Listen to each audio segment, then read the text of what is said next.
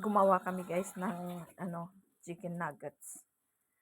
Homemade chicken nuggets. Yan po, i-fry na lang po namin ito. Tapos, yan na po ang finished product niyan. Ganyan siya guys. Medyo nasunog yung iba guys. Kasi sa kakamaritis. Tapos yan guys, yung ginawa namin sausawan. Ketchup at saka mayonnaise. Try natin guys kung talagang malutong siya. Masarap.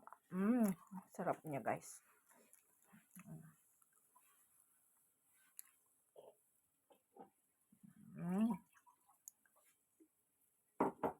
Yes guys, sana suportahan niyo lahat ng mga namin videos.